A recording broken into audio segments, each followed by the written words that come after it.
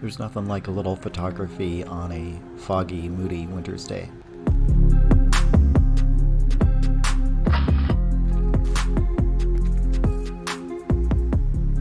It's not every day that you find good foggy conditions like we got today. So right now I'm just heading out there and we're going to see what we can find. I had about an hour to spare this morning, so I thought we'd go out to a couple of sites with an atmosphere that I thought matched the mood of the day. And the camera I'm using for most of today is the Canon PowerShot SD1000, the original sleeper camera. It's super compact, as you can see, and I'm hoping it can help produce some cool retro film-like images that'll match the moody vibe of the day, but this is my first time using it, so we're gonna see. Okay, I kind of like the vibe here at Breau Plaza. It's got a bit of a retro feel. Okay, so the first thing I spotted on the way in here were these abandoned implements, I'll call them. I think it's got potential.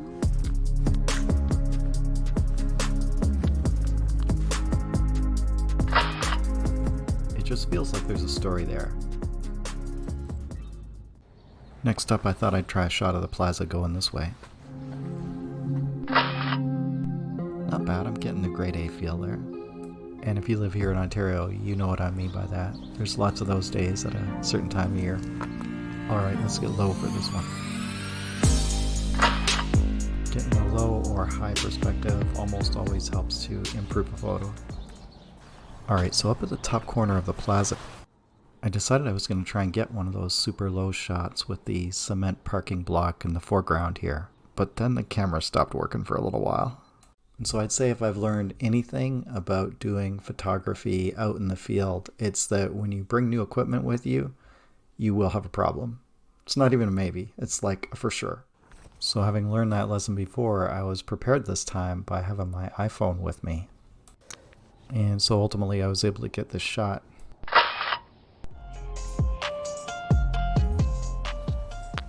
So on we go here. I tried getting some shots in the alley here, but nothing really worth commenting on. So let's go through to the other side. So in the back lot here, I came upon the back end of the Zion Presbyterian Church, which I think is the oldest building in Angus, constructed in 1868. So if you're at a site that's fairly well known or iconic for an area, I think one of the best things you can do is try to take some different angles of that site when you have the opportunity. I mean, don't just reproduce the standard shots that people usually take of that site.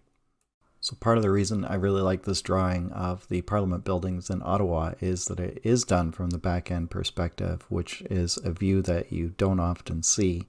And it also includes a clear view of the Library of Parliament, which is the last original part of the building dating from the 1870s that's still standing after a fire destroyed the rest of the building in 1916. Alright, so let's see if I can get a shot of the back end of the church here with the snow and the variety store mixed in. There we go. And in case you're interested, here's what that church looks like from the front end, which is where most pictures are usually taken. And I would be standing right over here for the picture that I just took. Okay, I'm going to keep this moving along here because there's another location I want to get to before I run out of battery juice or time. I thought this door was a good idea for a photo. It wasn't. But wait, hear that? Canada geese. Gotta get one. Got it. Alright. That's actually hard to do. Those things are fast. Yeah, the battery's going down pretty fast here, so not too much longer. I'm almost out of time when I gotta get home anyways. But gotta take advantage of these conditions.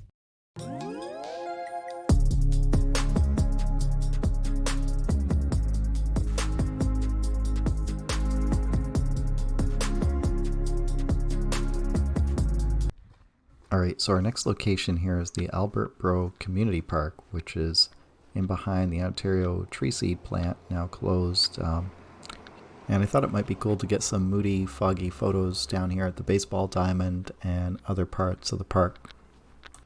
So you see this covered dugout here, that's going to be an opportunity to get what they call a frame within a frame photo.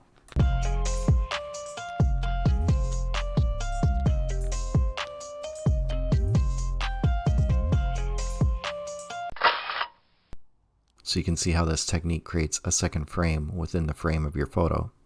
And the technique works especially good if there's a person or another subject within the second frame, so the whole composition kind of leads the eyes to the main subject of the photo. So just for the heck of it, I decided to try and add a subject to my second frame using the AI tools in a program called Kittl. And it's kind of scary actually how well I was able to do it after only about 15 minutes of work.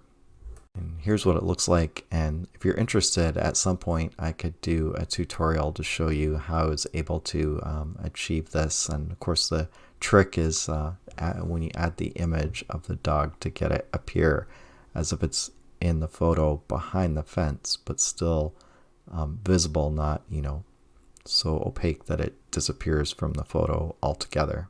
The fact that it's so easy for someone with $100 worth of software to be able to do this makes me wonder about a lot of things, but one of which is the future of photography. I'm actually optimistic though, because I think there will continue to be a demand for authentic photographic imagery, and that imagery will exist on a spectrum alongside of more AI generated stuff, and that different people will consume content along that spectrum at different times. That's a video for another day, so back to the park for now.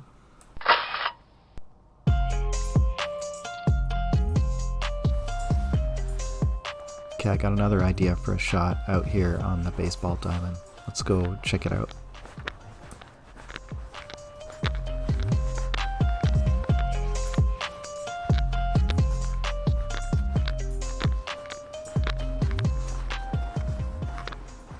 And we'll go for a home base shot here. I like that one. I don't even mind that it's a bit off kilter because it kind of adds to the vibe, so I didn't bother adjusting it. Let's try a different view from the doorway here. Turn around and there we go. Okay, I kind of like that one. So you can see by the time I got back to the park, the Canon SD started working again.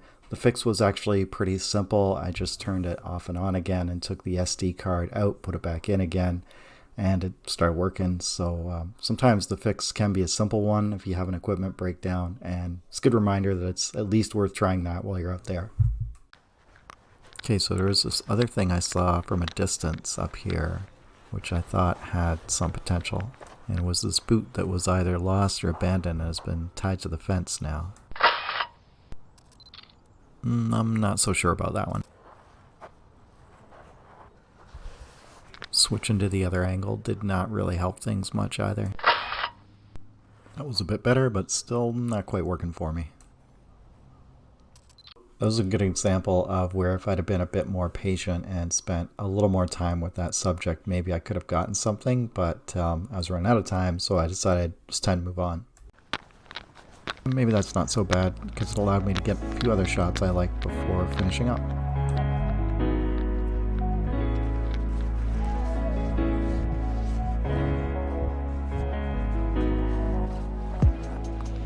Okay, really into the thickets here. I'll tell you what. I'm gonna bust through to the other trail here.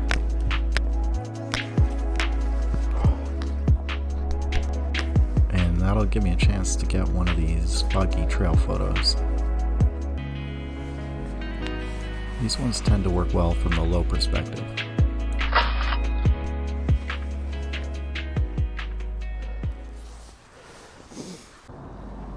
And on the way out, I got this one, which I didn't mind.